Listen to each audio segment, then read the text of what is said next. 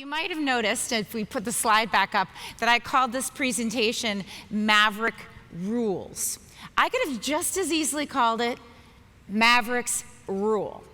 And why do I say that?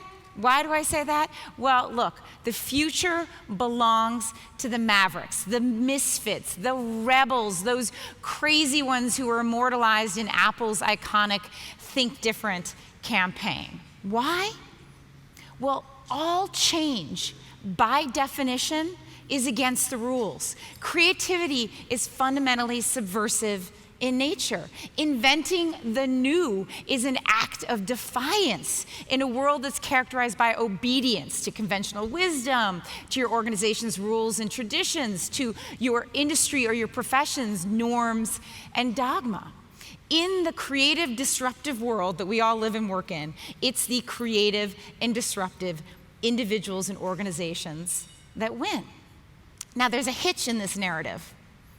That number, if you put it up there for me, represents the percentage of executives around the world who are satisfied with their organization's innovation performance. That's according to a recent study by McKinsey.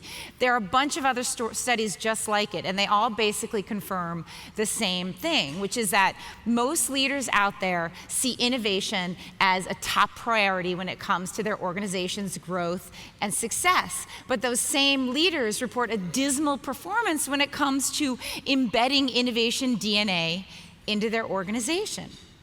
Your organization's capacity to invent and to adapt with all the changes in the world is a function of your ability as leaders to unleash all the ingenuity, the audacity, the resourcefulness, the playfulness, the artistry, the curiosity of your people.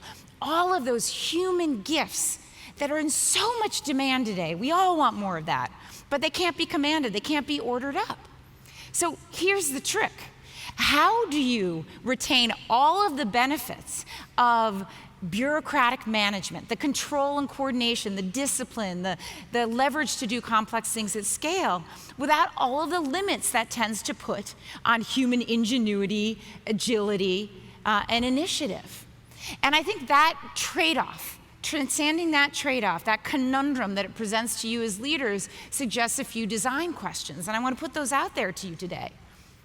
How do you evolve and strengthen your capacity, your own and your organization's capacity to move and change along with all the changes in the external environment?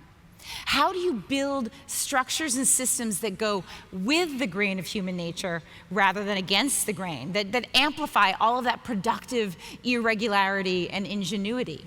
And how do you make everything you do fundamentally more creative and more collaborative?